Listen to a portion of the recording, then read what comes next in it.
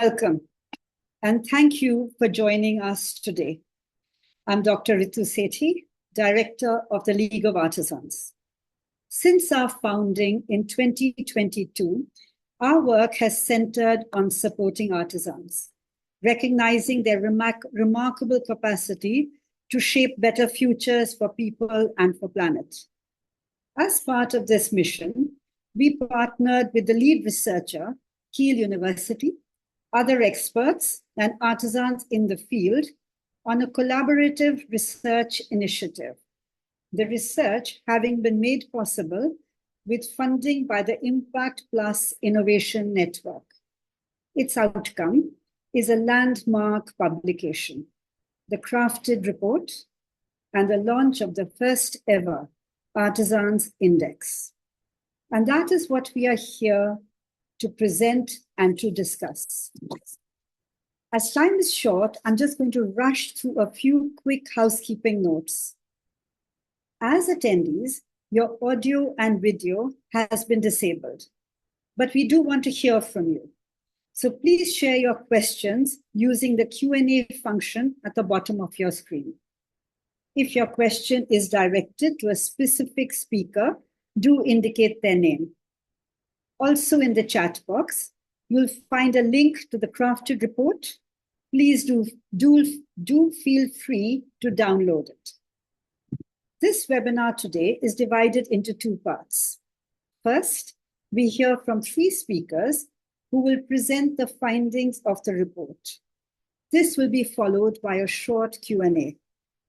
In the second half, other members of the research team will offer insights into evolving policy frameworks, and they will highlight practical instances of implementations at the ground level that can be extrapolated by brands and makers to bring about positive change.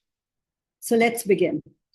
And I'm delighted to introduce our first speaker, Professor Deirdre McKay, Professor of Sustainable Development at Keele University, who will deliver the opening remarks. Deirdre, over to you. Thank you very much, Ritu. It's great to have such a warm welcome. I'm going to speak very briefly about the background to this report. So when we look at the global fashion and homeware sector, we see many brands rely on artisans for intricate or labor-intensive processes, but they rarely acknowledge the impacts of that work.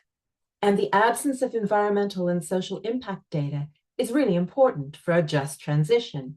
If slow, home-based, self-employed work is going to be excluded from environmental reporting, we have a very distorted picture of impact. And how can we have justice in a sustainability transition if we overlook the contributions of traditional and decentralized forms of labor? And that is why we put together the Artisans Index. So what we're looking at is disclosure by brands. And we know disclosure is only a first step toward measurable environmental improvement, but it's a crucial first step. So we built this index by selecting 80 indicators. And we compiled these indicators, which you'll be able to see, with advice from artisans themselves and global experts who are craft practitioners. We consulted nonprofit organizations such as Open Supply Hub, industry bodies, academics, and NGOs. And then we conducted a comprehensive desk-based review, and you'll hear more about that. We located public disclosures made by 50 global fashion and homeware brands that acknowledge artisan labor. And then we did some cross-checking of each other's findings. We did a focus group and 5 workshop interviews to learn from artisans' lived experience. We did some eco-mapping, and then we looked at air quality data, water quality, and environmental parameters for key production sites in and around Delhi and Jaipur. So that took us to inviting brands to look at preliminary findings, to make corrections and further disclosures. We tried very hard to identify good practice and examples of successful initiative, full disclosure. So this means we have an index that measures disclosure, not actual performance or outcomes at the production level. It highlights the visibility or the absence of information which would enable other people to assess how artisans are being supported, valued, and integrated into brand sustainability strategies. It's really there to help us see patterns across the sector and where gaps persist and where fuller transparency is essential. So our index offers a baseline for shared learning and accountability, and the indicators and our report point toward broader cultural and systemic shifts that are required to make fashion and textile supply chains sustainable.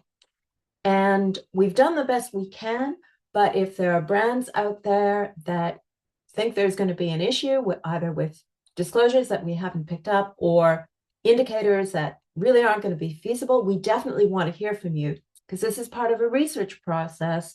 We're going to be reevaluating our indicators based on your feedback and additional data and continuing to develop this as a piece of academic research. So with that, I'm going to turn over to the team led by Carrie Summers from League of Artisans to present our report results. So thank you, Deirdre. My colleague Carrie Summers, Director of Advocacy and Programs, League of Artisans, will present an overview of the results.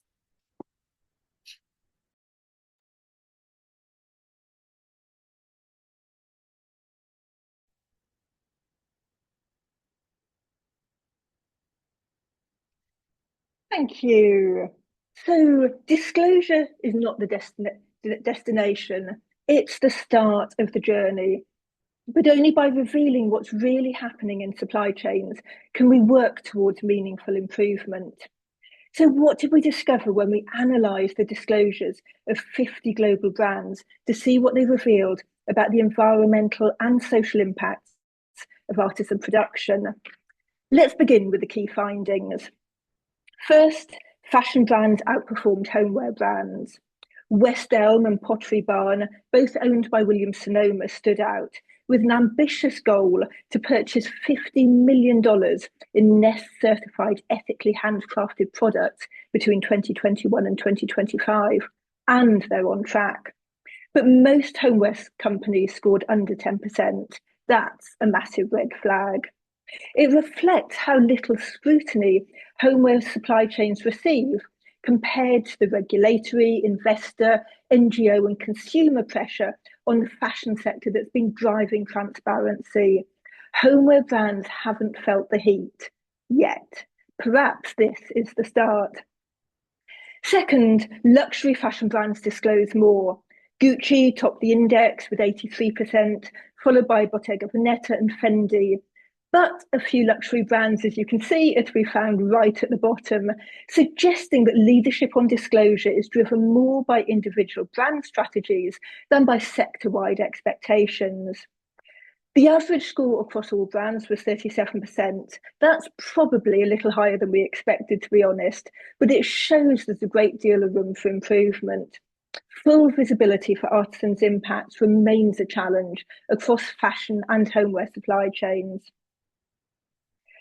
The Crafted Index uncovered a mixed picture of strengths and gaps in how brands disclose the environmental and social impacts linked to artisan labour. On the positive side, there is growing recognition that artisan production is part of the sustainability conversation, with most brands providing at least some visibility into artisan-related activities.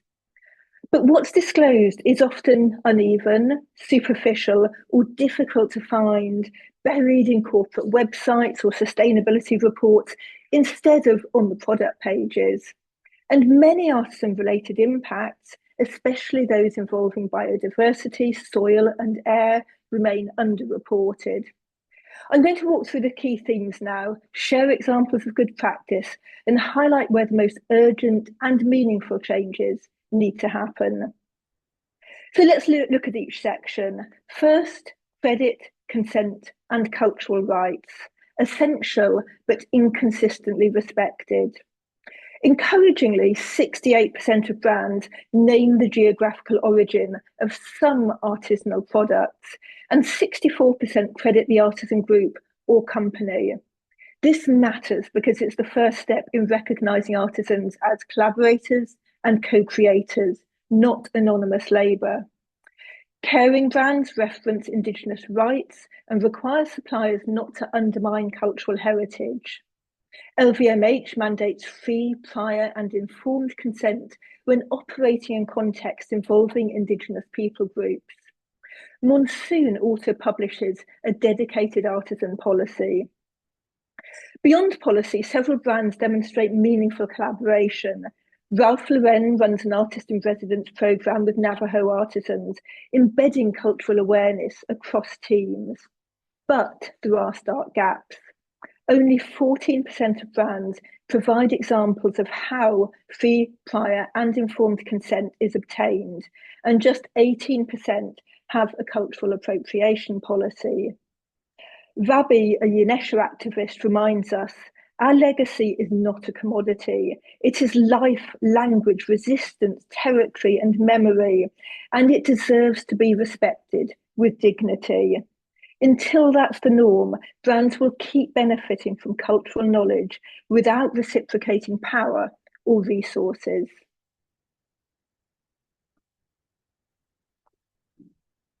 Traceability is the foundation of credible sustainability, but few brands are building it all the way down to artisan level. On the strength side, every brand discloses the materials used in artisan products. 88% even mention certified materials, highlighting leather working group certifications in particular. Capri Holdings, parent company of Michael Kors and Versace, launched a leather traceability platform and tied emissions data to leather use. But only 40% named the country of origin of some of those raw materials used in artisanal products, and only 30% listed workshops on Open Supply Hub. We also looked at products and material labelling in this section. Care guidance was a high point, with 86% of brands scoring, although we noted that such instructions were often limited. Exceptions include Coach offering free leather care services, J. Crew sharing some excellent cashmere tutorials, and Zegna provides tailored product advice. These show a real shift towards encouraging product longevity, but only 1 in 5 brands share guidance on disposal or recycling, meaning that brand circularity efforts are likely to end where consumption begins. Just 10% of brands gave environmental impact ratings for individual products. And without this, claims of the benefits of artisanal production are hard to verify. LVMH Maison were exceptions, providing environmental data for over 30,000 products via QR codes. Only 12% of brands provide information on animal welfare on individual product pages, making it easier to evaluate sourcing practices. And the same goes for packaging content. Information, again, often buried in reports and corporate pages, rather than being visible at the point of purchase to help consumers make informed decisions and aligning with the EU's digital product passport requirements. On to monitoring. Almost 2/3 of brands report conducting some form of risk assessment at artisan production sites beyond direct suppliers. But just 1/3 of brands tailor these assessments based on specific risk factors, such as the type of handwork, production method, or geography. So while a general oversight exists, more nuanced, risk-sensitive approaches are limited. Most systems remain rooted in top-down, compliance-driven models. H&M discloses the use of a risk-based approach to monitor facilities outside the scope of the Higg Index, including small facilities with fewer than 25 workers. And Hermès has formalised risk mapping by purchasing category, such as manufacturing methods or raw materials, and they complement audits with peer-led health and safety assessments across its métier, disclosing 800 such cross-visits under its shared vigilance initiative. This helps to share good practice and encourages continuous improvement. The most sustainable relationships are long-term ones, but how deep do brand artisan partnerships really go? 42% of brands report and evidence long-term artisan-supplier relationships, some of them actually even on their supplier lists. Not only is this a sign of sourcing stability, but it's a prerequisite for meaningful long-term improvements in working and environmental conditions. 60% of brands report environmental projects benefiting the communities where artisans live and work, although many of these were carbon offset schemes, and recent investigations have raised concern about the actual environmental impact of such initiatives. A more compelling example came from Brunello Cucinelli, which has launched an environmental impact mapping project for raw material suppliers and small craft workshops, helping to identify and mitigate environmental hazards across its supply chain. Without clear data, it's hard to tell if initiatives are truly supporting artisans, and partnership becomes just another empty buzzword. Artisan production is deeply tied to ecosystems. Land managed by Indigenous peoples supports higher biodiversity and has lower deforestation rates. Only 16% of brands commit to following the Nagoya Protocol, an international agreement that requires companies to ensure benefits derived from the use of genetic resources and associated traditional knowledge are shared fairly and equitably with knowledge-holding communities. And not a single brand disclosed a benefit-sharing example related to artisan production. Chanel publishes examples for cosmetics, but this falls outside the scope of the index. Lack of commitment here is especially troubling in an industry increasingly held accountable for how it engages with natural resources and Indigenous knowledge. 48% of brands say they're working to maintain ecosystems alongside artisan communities, and 28% mention habitat restoration or rewilding efforts. But many of these disclosures lack data by which we can evaluate the effectiveness of the initiatives. To be meaningful, they must demonstrate measurable outcomes, such as species abundance or land restoration data. Biodiversity is not just about tree planting, it's about protecting and restoring the environments that make craft possible and recognising the people who have safeguarded these ecosystems for generations.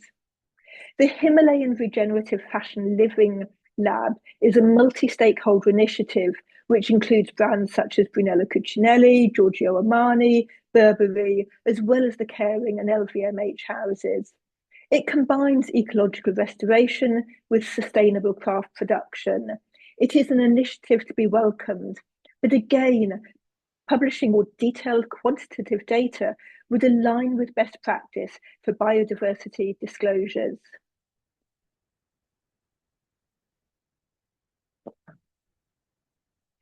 "74% of brands include some artisans in Scope 3 emissions goals, but only 14% state that they include outsourced artisan production. That's a huge blind spot. Only 34% of brands report the type of energy used in workshops, and just 20% funded renewable energy installation. Water monitoring is better. 58% conducted testing at Tier 2 sites, but soil testing, just 4%. I've been to Dhaka in Bangladesh. I've seen the effluent from the tannery complex there flowing out through open drainage ditches and into the local river, home of a red-listed species of river dolphin, if any remain. Contamination of water and soils is a crucial issue that all brands need to address.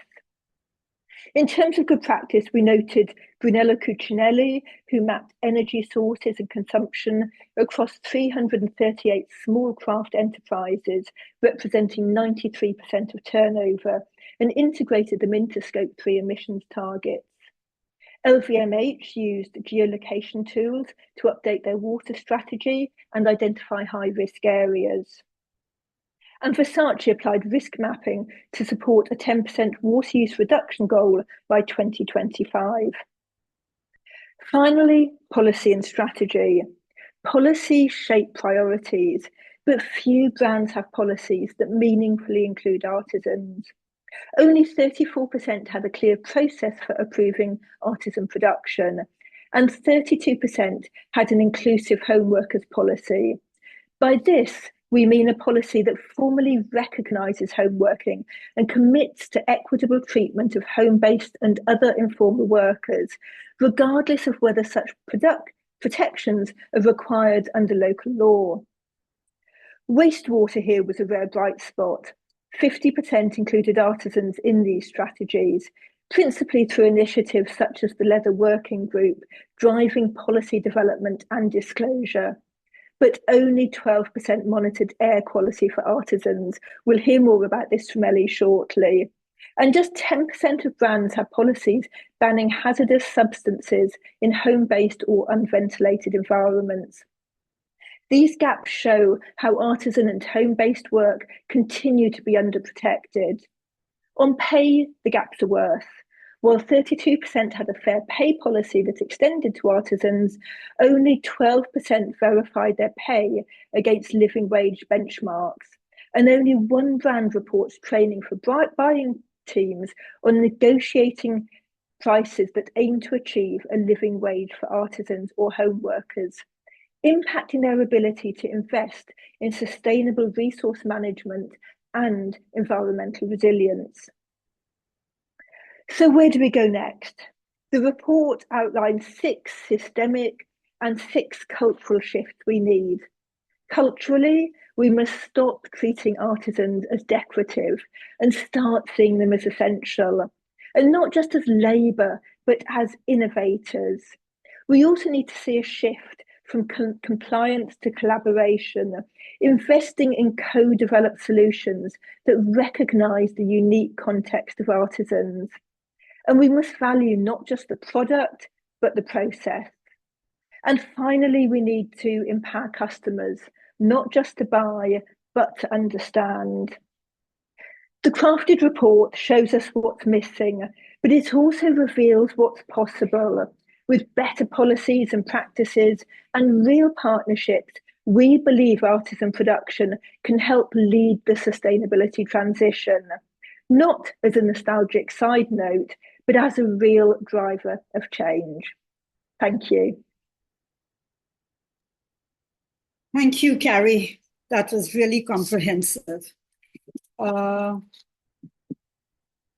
We now over now to Dr. Ellie Harrison, lecturer in ecology at Keele University. Ellie, you are on. Good afternoon, everyone. I hope everyone's well. I'm just going to give a little apology because I think they've decided to start drilling outside my office. So if it gets a little bit noisy, please just let me know and I'll try and locate another room. So I just wanted to talk to you today a bit about what we've been doing in terms of the ecotoxicology data. So I'm here to speak briefly about why we need to consider environmental factors, particularly things like air quality and water quality, when we think about the assessed toxicological risk within the context of an Artisans Index. When we talk about toxicology, we often think about what's inside. So what's inside the workshop, what compounds and what different chemicals are they using, and what are the impacts there? The ingredients, the materials, the different chemicals and solvents. But the environment that these products are made in and used in plays equally an important role in the human health. So if the air quality or the water quality is bad in the external environment, these things often have a cumulative effect. The one thing that we focused on in this report particularly has been air quality. So Delhi is home to thousands of artisans, different textile workers, leather crafters, jewellery makers, who work in these densely populated urban areas, often in poorly ventilated spaces. But what happens when we layer together that poor indoor conditions with an already hazardous external environment? So Delhi itself has potentially one of the worst air qualities in the world. And it's been estimated that it's responsible for approximately 10,000 premature deaths per year in that area. According to that recent data, particulate matter is 2.5, which are these small size particulates which have the potential to cross the blood-brain barrier and can penetrate deep into the lungs, regularly exceed World Health organisation limits by over 10 times. That means that even if a product is labelled non-toxic or natural, its real-world impact when you're exposed to pollutants in those kind of levels can be very, very different. You can get different effects, and you can have these synergistic effects where a compound that would normally be non-toxic in an environment with better air quality would become toxic in environments like this. As a toxicologist, we have to remember that we can't evaluate any product or any process in a vacuum. Nothing is a sterile lab-based environment. Out in the real world, there are multiple different effects. So we have to ask the question, how does smog, ozone, different heavy metal-laden airs interact with materials and human exposure? And what's the cumulative effect when someone is working with a solvent and inhaling polluted air on the way to work, whilst they're in the workshops, and what happens then? So the Artisan Index, what we've done with our environmental data is we mapped out the regions of New Delhi and tried to understand the impacts of the air quality there.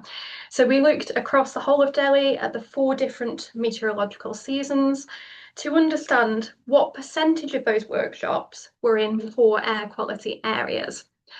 We found that this differed in the regions at different times of the year, with post-monsoon season being particularly unhealthy, and that had impacts in terms of those seasonal differences. So during that post-monsoon season, the air quality was far worse, and this could potentially have implications for artisans in terms of, is there better times of year to do things when air quality is better, and could we look at re-envisaging practices? So we need to ensure that when we're thinking about indexes like this, and also our kind of responsibilities, that we're factoring in that environmental data. So things like air quality metrics, it isn't just about smart science, it's an ethical responsibility. It helps us understand a more complete picture of exposure risk when we take into account the external environment that people are working within. What is happening on the commutes to work, and what is the impacts of these different environmental factors on people. So we think about toxicology not just as a checklist of chemicals that are used inside, but also as a lens through which we can see that the pressures that artisans face daily, so those environmental pressures. Clean air, clean water is not just a luxury, it's part of what makes a product truly sustainable and safe. So factoring in the environmental data was a fundamental thought in our index. As a next step, what we aim to do is we aim to look at wider environmental data on a broader scale. So we aim to look at water data and try and understand effluent. We aim to try and get a more granular environmental data for some of these regions where we've been interviewing different artisans, particularly where artisanal work is concentrated. We're advocating for building partnerships with local monitoring initiatives, different academic institutions, and with brands to try and understand a clearer picture of this cumulative exposure that different artisans and different workshops face. By integrating that local air quality data into that Artisan Index, we can better assess the real-world toxicological risks, not just what is printed on a COSH label on each individual compound, and drive these smarter interventions, both for product safety, but also protecting the people who really bring these crafts to life and enable us to have all of these wonderful and amazing kind of artisan products. Yeah, and I'm happy to hear any questions about any toxicological. Thank you, Ellie. We now open the floor for questions, and we have the first question we have addresses, I think, Deirdre and Carrie, and the question is, the data you're displaying about brands include how many brands, and what's the geographical data of these brands? I think the geographical spread, really. So. Well, 50 brands, and those were brands with available public data. So we're sort of fishing in a smaller pool than we'd like to be, because those are brands that had made disclosures that we could work with. Carrie, what was your feeling on the geographical spread? Some of the reporting was fairly generic. In terms of the geographical spread of brands, most of them would be European and US brands that we chose to include. Partly from practical aspects, because we are a small team, and even if we do speak different languages, it's quite a challenge, as I know from my work on the Fashion Transparency Index, to be going through disclosures in Spanish, for example, and it would make it much more likely that we would overlook. We tend to get sort of specialist native speakers for that sort of work. So we definitely prioritise disclosure from brands who publish the information in English as well. I mean, we would love to expand in future years to include more brands and make them more global in scope. But also these were some of the biggest 50 fashion and homeware brands, and most of those do publish in English. Thank you. Carrie, there is a question specifically addressed to you. Did you identify which percentage of the brand's volume is made by artisans? No, we didn't. And I think that would be very challenging for a number of reasons. But also, the artisanal aspect of an item of clothing, for example, it can be just a small detail. It can be the embroidery, it could be an artisanal tanning process. It doesn't have to be something that looks like an artisanal product. At the end, artisans are present throughout the supply chain, involved in a huge range of different processes, including home workers, and many of them are invisible. So actually trying to determine which products have been made or have had an artisan's hands as part of the creation, I think would be almost impossible. Thank you. We have no more questions. So we now move to the second part of our program. And this part is really a Q&A. So my first question is addressed to Dr. Samir Dani, Professor of Operations and Supply Chain Management at Keele University. Samir, the term blockchain is tossed around, but few really understand it. Could you briefly explain it, its application and potential to those who work in the textile space? Marvelous if you have a slide. It will just make things easier for us. Yes. Thank you, Ritu. So Robert is just going to start the presentation for that slide. Right. Thank you so much, Robert. Right. So for those who are not aware of blockchain, and perhaps this also lies in very strongly with the previous two questions on the chat, is how do we find information, and how do we know what the disclosure is? So at the moment, if you've heard of Bitcoin, if everybody has heard of Bitcoin, I guess, the platform on which this Bitcoin operates or is created is called a blockchain. So basically, it's a decentralized distribution ledger. Like it's a ledger which has data, which has information on it, unlike a database like an ERP database. But it's a decentralized distributed ledger which stores that data of any transaction that happens, and this transaction is normally controlled by a smart contract. Now, smart contract is a digital transaction that fulfills that physical transaction that has happened. What happens in this case, so if you look at the figure down here with the multicolored rectangles, so you've got a block. The block has the information. It tells you what the transaction was. And at the end of that transaction, it has something called a hash, which has a very unique number. Now, this unique number is created by multiple parties within that ecosystem that are trying to solve a puzzle in the sense. So that is the legitimacy of the information or that record, that a lot of people have to solve a puzzle to actually say that this transaction is a valid transaction. Once that puzzle is solved, there is a unique number provided which goes into the block. And then that block cannot be changed at all. It is indelible as such. So what happens is every time there's a transaction, a new block is created and the new block goes and attaches itself to the previous block. And hence we have a chain of blocks.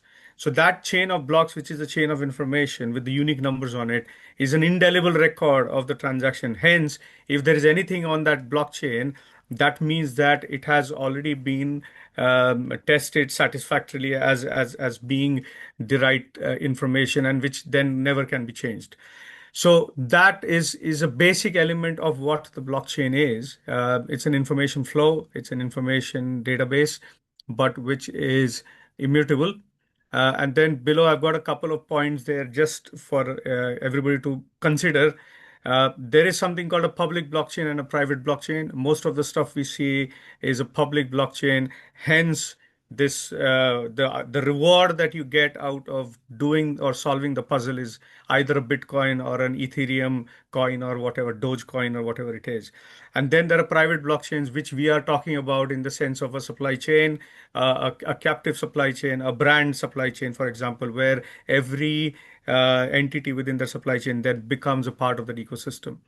Then you have got something called proof of work and proof of stake, which also means that either you have to solve the puzzle or you have to put some money up front to be a part of the ecosystem. And these chains then work differently, and so on and so forth. So there are various elements of this blockchain ecosystem that is being said is the most important innovation that's going to happen to keep a track of supply chain visibility, supply chain traceability, and the real time tracking of the information that flows through the supply chain. So I think that is the kind of short discussion on what is a blockchain, Ritu. Thank you, Samir. Very clear.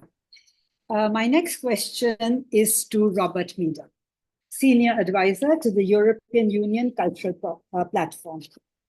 Robert, you put the blockchain tech to practical use in the craft sector in Sri Lanka. Based on your experience, what concerned you the most, and where do you think things could head?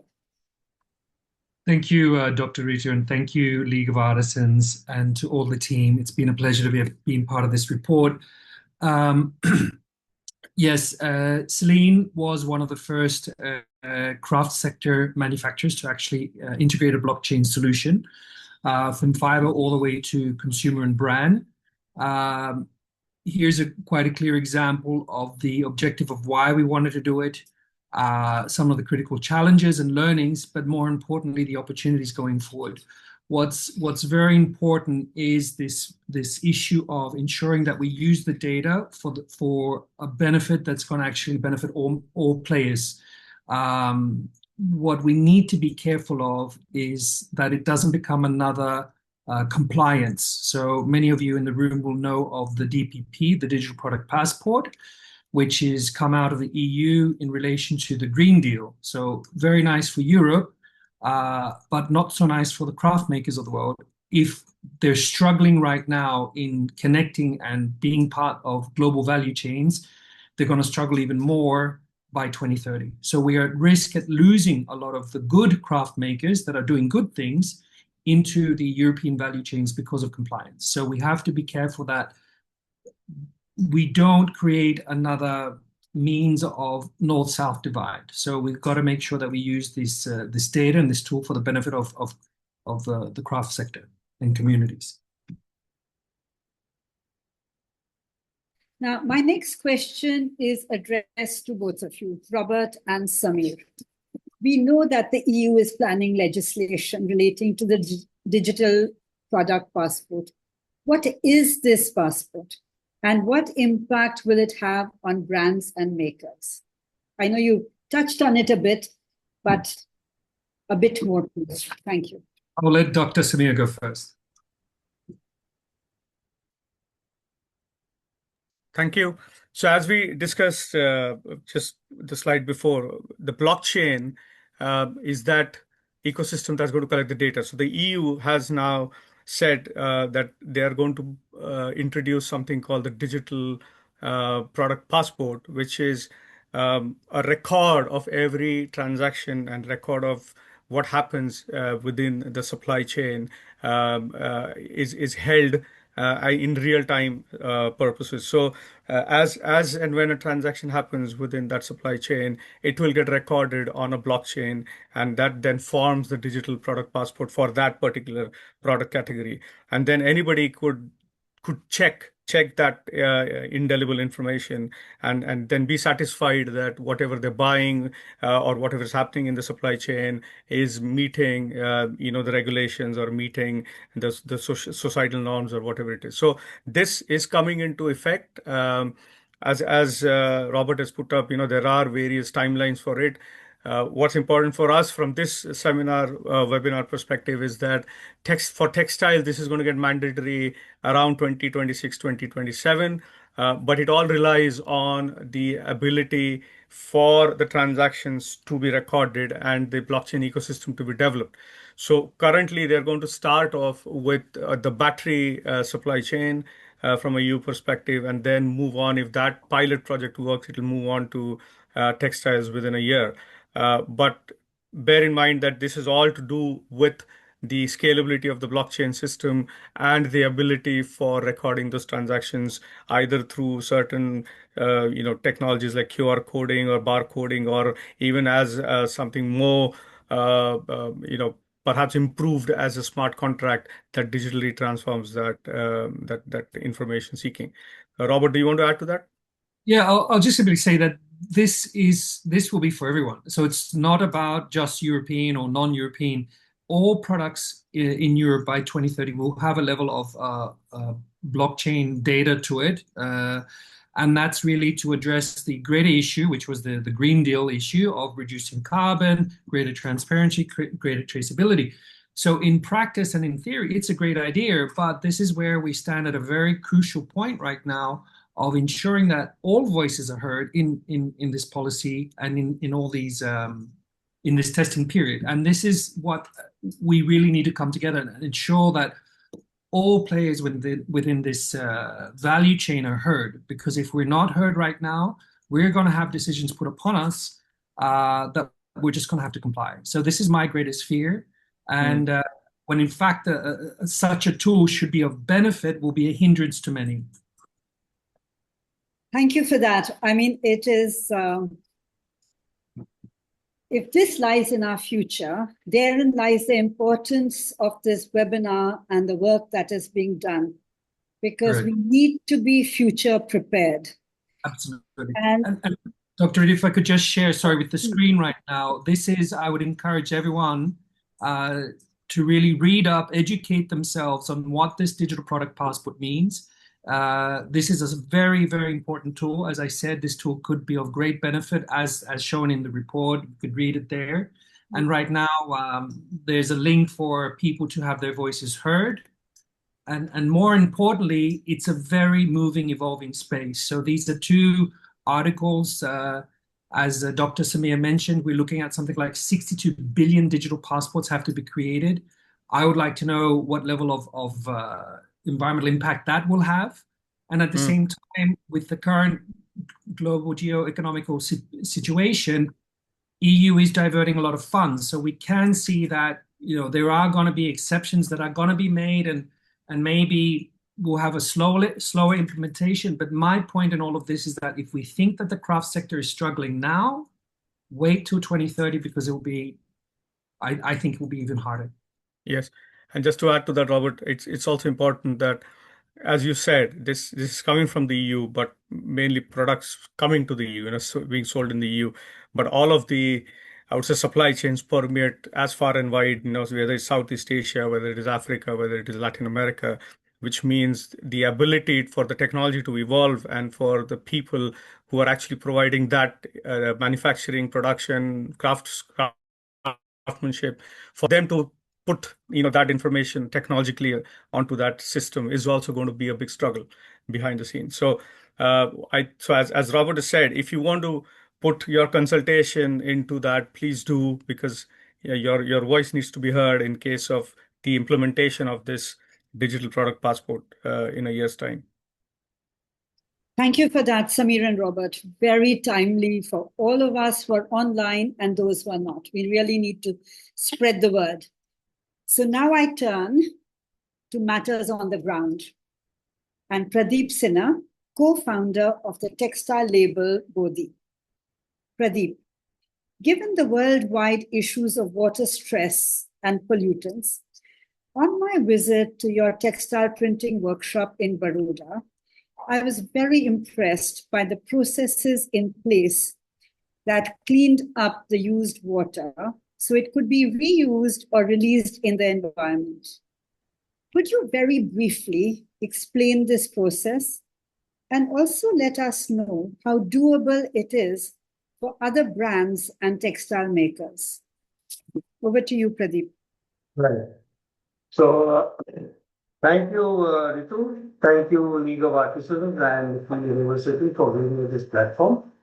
We are a very small block printing unit, a textile printing unit located in Baroda in Gujarat, India. And we have been treating and recycling of water now for last 20 years. So it's not something that is in the here and now thing. We have worked with this technology for last 20 years and it has worked and this continues to work. It sounds complicated, but actually it's very simple. May I share my slides, Ritu? Yeah. So,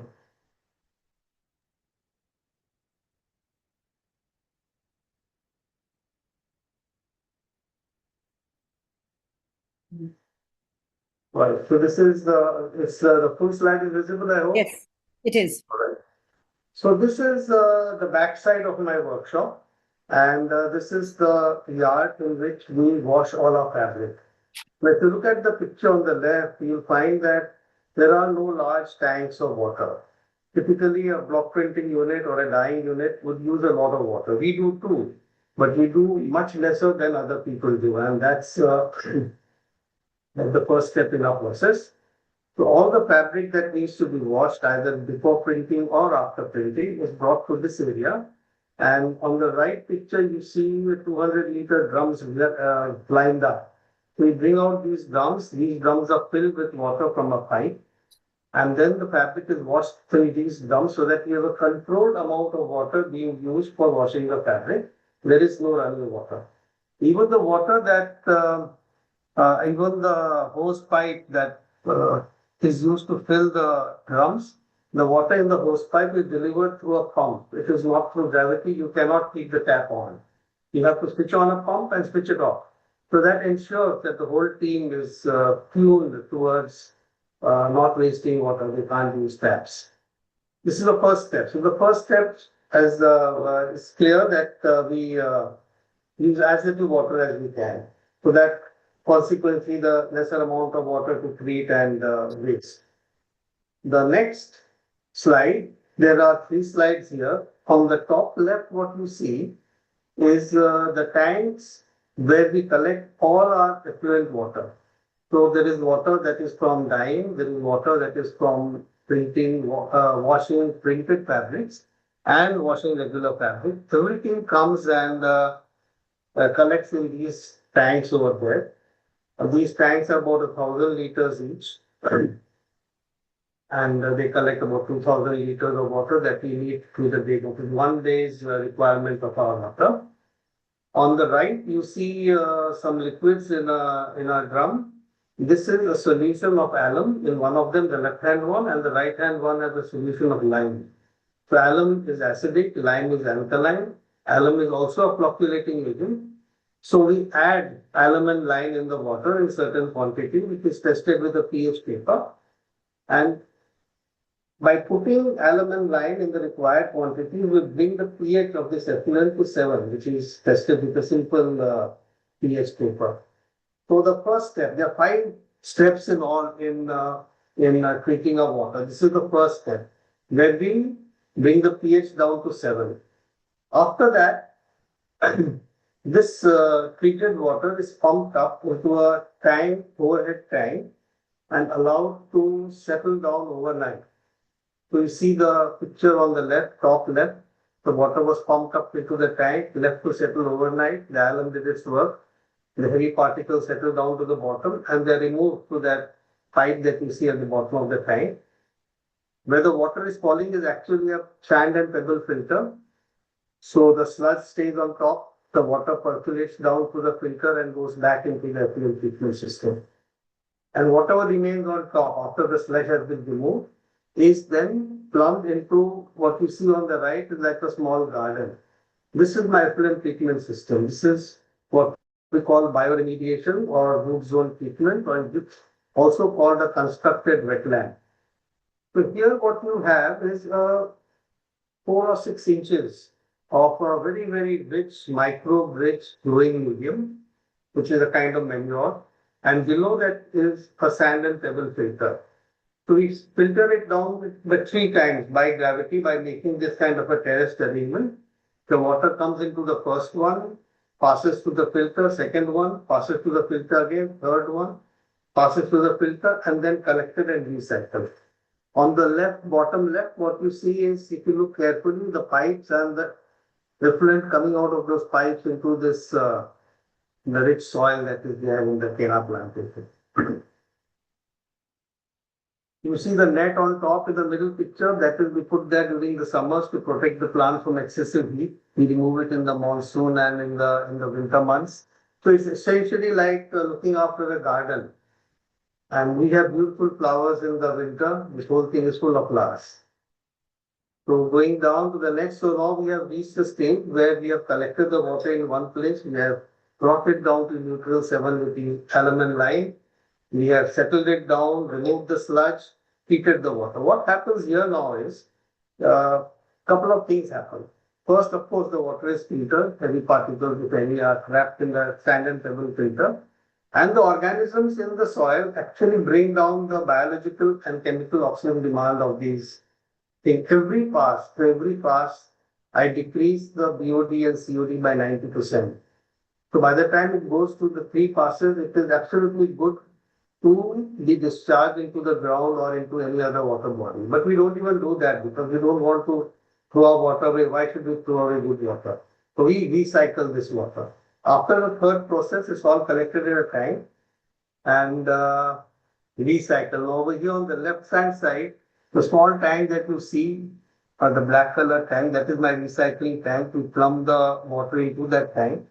And my man Jagdish is holding a hose just to show us water flowing out of the recycling tank. And the quality of the water is what you see on the right hand side. That means sort of a close up of that same hose pipe coming out there. So that is treated water. And we use this water for everything. Obviously, we don't use it for drinking, we don't use it for building. We definitely use it for washing our blocks, our screens, our buckets, for the first wash of printed fabrics when a lot of color comes out, or for any other use that that requires this kind of water, where we can use the recycling water. Essentially, this is the system. It's not very complicated. It is a matter of maintaining a garden. The skills required. A lot of people have asked me, how is it that we have managed to keep this running for 20 years when other people, pumps fail, tanks won't work, the systems go bad. Not many people are able to sustain the use of treatment systems. This has been working for me because it is just a garden. And you can look after plants, you can look after this. And of course, it is a natural system. So there are times when the filters get choked up and we need to turn the soil. And once a week, we rest the system. Once a week on Saturdays, we don't feed it effluent, we feed it fresh water. So it's just about looking after the garden. In all my 20 years, I've had one major failure when very, very strong effluent without doing the pre-treatment was in a hurry, passed through the system thinking that we will take care of it. It didn't. It all got completely choked up. We had to remove everything, wash all the material, filter material, put it all back in again. And now we don't have a problem. So thank you, Pradeep. Very inspiring. Thank you very much. Okay, thank you. Now, allow me to introduce our last panelist, Heinz Werner Engel, who is a senior advisor and auditor in ethical, social, and environmental standards. Heinz, you have developed this amazingly useful low-cost eco map for workshops and industry. that can be used by micro, small, and medium, and large. Please, could you briefly explain its application? Pradeep, I think you'll have to mute yourself now. And we turn over to Heinz. It will be my pleasure. Can you hear me? Is this okay? Yes, perfect. The question is, could a tool like eco-mapping help the textile sector address those systemic cultural challenges Kerry has raised and the digital challenge, by the way, we learned a lot. I mean, eco-mapping, what is eco-mapping? It is a small visual toolbox which I developed to lower access of micro business to international standards, codes, and EU regulations 30 years ago in Belgium. Why this construction site? Because the market and the regulators asked for it. But as we know, and it is still valid today, compliance with standards entailed high external and internal transaction costs, complex wordings, huge bureaucracy, expensive audits. This was not for small business. So the tool was developed as an answer. Does it fit into your sector? I mean, we have experienced in the last 20 years in different points of the textile life cycle, from yarn production to artisan weavings, leather tanning, you name it, textile, industrial fabrication, over to collecting waste and recycling. And we have done this in Europe or in Asia, and we had in front of us small units with 10 people or big factories in Bangladesh with 10,000 people. So we always use the same approach. So this tool is versatile and it can be adapted to your specific use. You must understand this visual toolkit. It's a starter kit to engage a small business into an environmental journey. It's very much location-based. It's informal, it works on the micro level, it's bottom-up because you do it together with the workers. We had to upgrade it and improve it and put it into the context of EU regulations. And so in 2007, we moved it from location-based with an add-on into a more process-oriented model, which is certifiable, and you can download it free of charge from the European website. I have something done wrong. So you see, this tool proved to be hugely popular and is used worldwide, and it empowers small business to learn, engage, uptake, and reduce environmental footprints and communicate effectively. How does it look like in reality? You can see small artisans can use the eco maps of their workplace to identify environmental practice and hotspots. So they decide together with the facilitator on actions for improvement. They take ownership of this process and they check entire set of environmental relevant questions. But as you see, it's quite easygoing and you can do it in one person unit as well. Eco mapping, so as you see, is visual and it's about maps. So why maps? I mean, it came to me that 80% of environmental health and safety information is location-based. You never see an oil spill in a bookkeeping system. It's happening behind a machine, which is in the workshop on a specific place. So it was relevant, and it was one of the very interesting innovations to communicate hotspots on a map on their shop floor. So this makes sense. Workers can recognize. So we used the geographic information systems already in 94, became mainstream. So today we can geolocalize like these environmental hotspots along your supply chain if you need it. It's a visual, creative, participative, and focalized inception of shop floor workspace. It will assess environmental practice. And out of this, we use always to say, are there any kind of ideas to improve this? Making an action program. We collect in the same time data, and we know in the same time as well what is missing. We use symbols because less and less people write, and we use pictures and we use cell phones because today more people have access to cell phones than to drinking water. So it's easy to adapt to cultural and specific settings, and it can deliver inputs in different reporting framework and a number of tools which the Europe is creating. And having said so, the Eco Map allows in a very, very short time, in 60 minutes with facilitator, to identify all the relevant environmental health and safety issues which are on the table. It's a very fast tool. However, I must say this tool was developed by baby boomers. Myself, it has to be adapted and digitalized for Generation Z. This is quite clear. And we have to make as well the link to the digital future of all this regulation. Thank you. Thank you, Heinz. Well, I'm delighted to say we have many questions. So I would request all the panelists to please unmute yourself. Well, I don't know. Is a comment and a question. This is great work.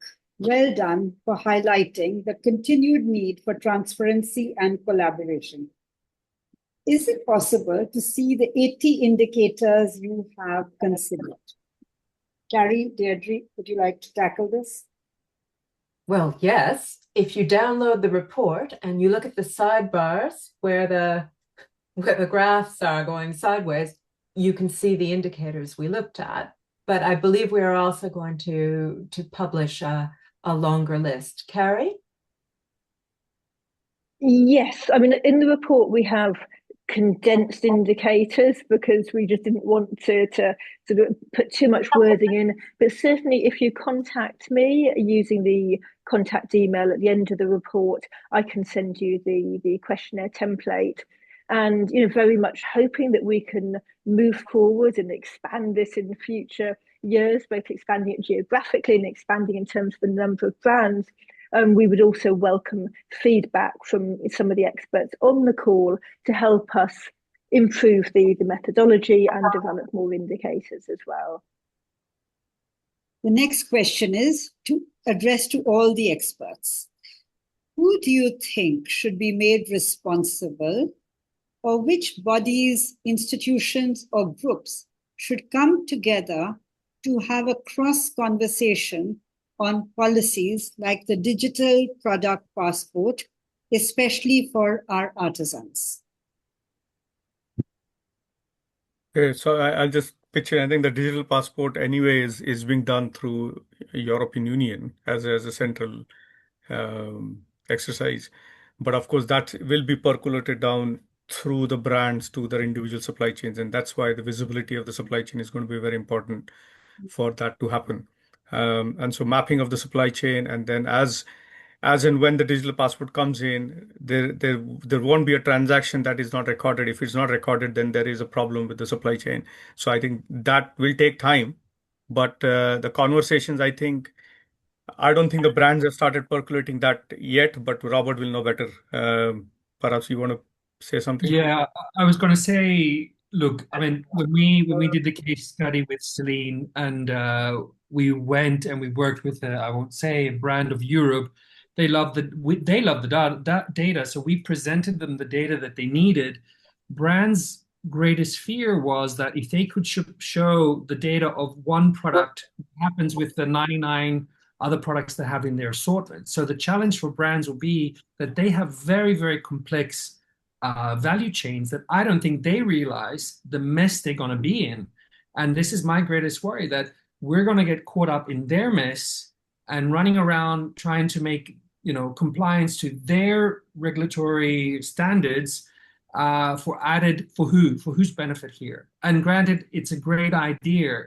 Hence, I, off the record, believe that it's really going to be phased in. I'm really hoping that the micro SME sector is not going to be held under the limelight, or might be able to slip by, but it still doesn't mean that we shouldn't think about it. So we definitely should think about it. It's going to cause a lot of problems. The DPP will require informal workers to be formal, will require contracts, will require better reporting from everybody. And unfortunately, we know that the craft sector is is informal because of its nature. So how are we going to formalize informal communities on the other side of the world if they want to sell their products in ours? And why are we forcing them to formalize themselves when the beauty of their work exists in the informality?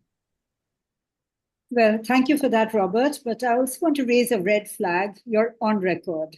So you're not off the record at all. So that's number one. I didn't say the brand's name, so I'm fine. The next question actually relates to the answer you and Samir have given already, but you could perhaps add to it. So the question is, what are the implications of DPP or new regulations for handloom weavers and their hand-woven natural textiles? Do you want to add something on this? So as I said, if the DPP comes in, of course, the whole supply chain comes under that format, for recording of the transactions.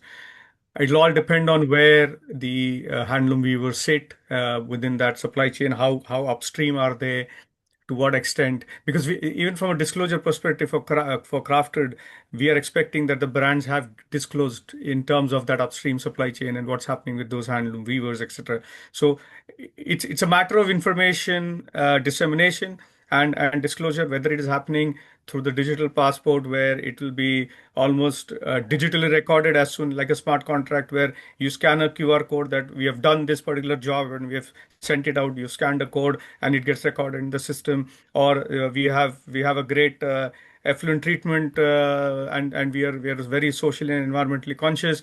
You can take a picture of that and it goes into the system. All that kind of stuff which records it's a digital way of doing what actually we should be doing right now. So it is not that it is changing the process of any way. It is what we should be doing right now. Makes it perhaps easier or more difficult, I would say, because then you cannot run away from that issue. You will have to then record it. I'll just add two things. One is, based on the case study, what we saw, we thought that actually craft makers would be afraid to have their data recorded. There is a little hesitation to it because, some craft makers aren't officially registered. We know that a lot of women might not be able to have access to bank accounts or have issues with their husbands. So all these informality nuances, we know when we come from the sector, aren't going to be able to comply with a digital product passport. So what happens to them? Number one. Number two, our greatest surprise in this case study actually didn't come so much from the craft makers, because at the end of the day, when they saw themselves on the blockchain, they actually were quite proud that they could see themselves and they were contributing to a value of the product, was actually the European designers, because they were very insistent to have everybody's data on the blockchain. However, because of EU data protection, they didn't want to have their data publicly shown. So we also felt that there's a huge hypocrisy that we cannot expect to have full transparency from the supply chain of the Global South and not be compliant ourselves in the North. So this is something that no textbook or person would have captured, but this is really, this was picked up in the research. Thank you, Robert. Interestingly, our next question is actually related to this. And it says, most global fashion brands have exploited artisanal creations for decades, buying cheap to integrate in their own design and giving virtually no credit to the artisan.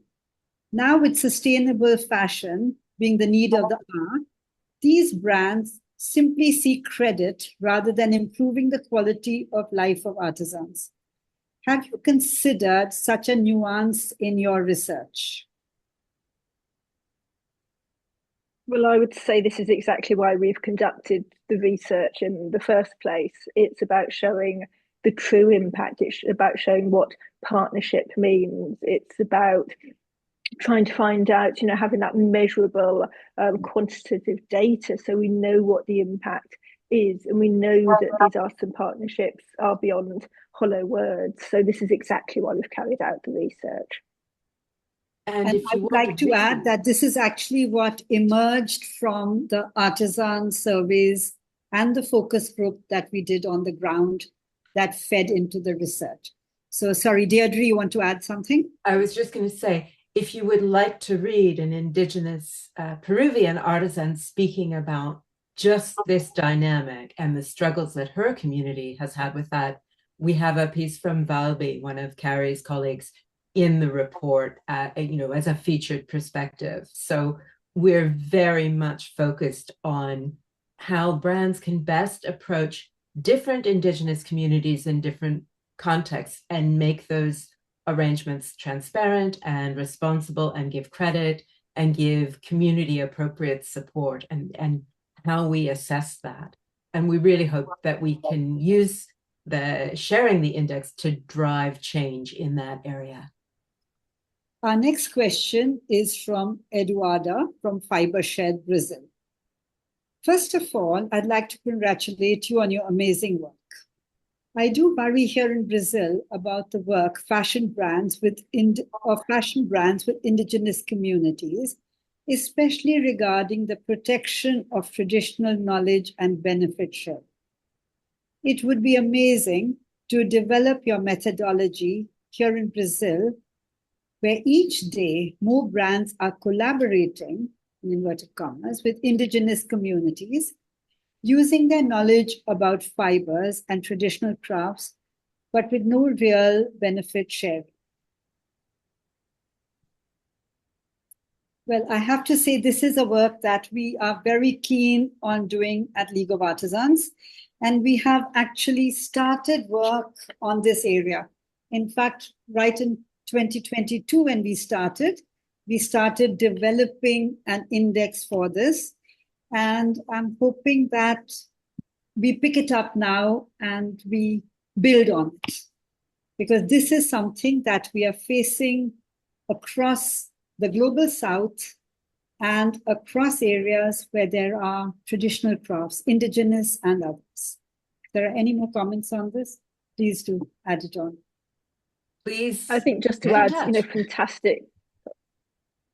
I was going to say fantastic work with Fibershed in Brazil, Eduarda. And yes, we are very much looking forward and looking out for different collaborations. We've seen with the Fashion Transparency Index, which I worked on over 6-7 editions. We had the Fashion Transparency Index Brazil, and we saw how that was really instrumental in driving transparency with the Brazilian brands, and obviously a very buoyant fashion sector there. So yes, we were definitely interested in conversations and in looking for support for doing more tailored regional reports as well. Our next question is from Siko Berthe. Dear all, warmest greetings from Mali, Cultural Heritage Agency, Bamako. Please kindly allow me to congratulate all the organizing team, the presenters, discussants, all the participants, as well as for this timely debate about growing interest in DPP. Please kindly allow to follow up and add on to the worries raised by colleagues that preceded me. In most African community settings, intellectual property and community properties are viewed as collective community properties. How do we envision accommodating community traditional right holding with the operationalization of conventional legal instruments globally, regionally and locally in line with equity and ethical principles? Well, if I could comment here, this is an area in which I have been working over the last 2 decades. And we are finding and we are attempting to push, at least from India and from other parts of the world, the WTO and WIPO to push these issues.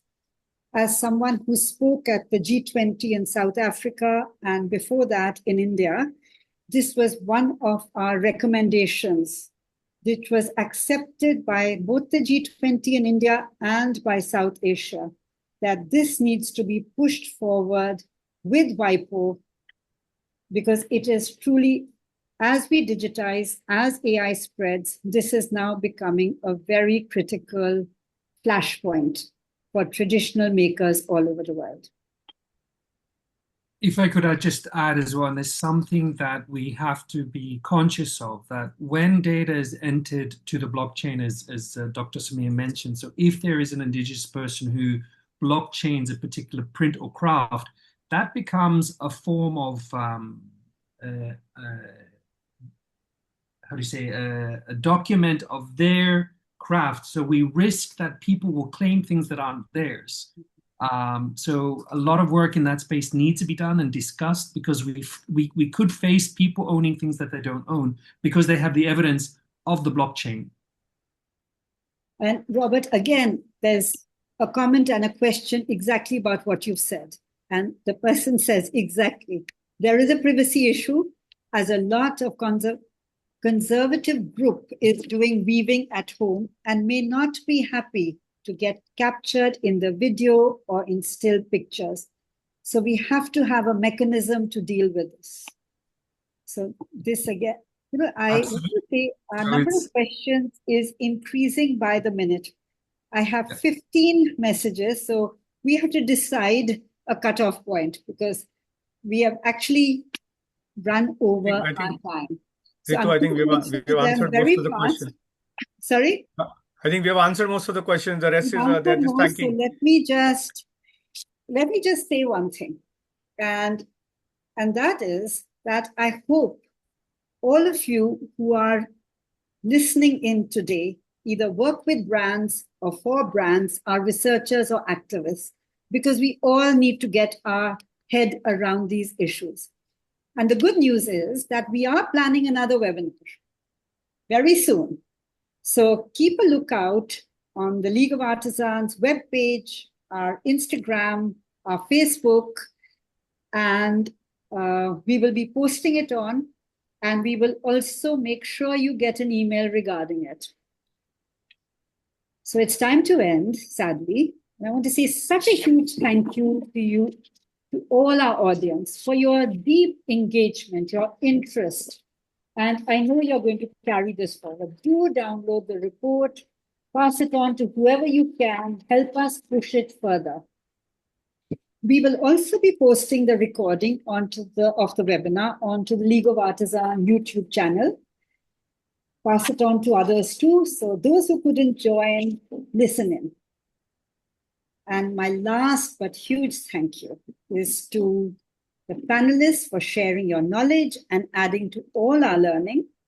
A big thank you to our colleagues who have been silently working behind the screen, Ahmed, Sacha, Sol, and all the rest.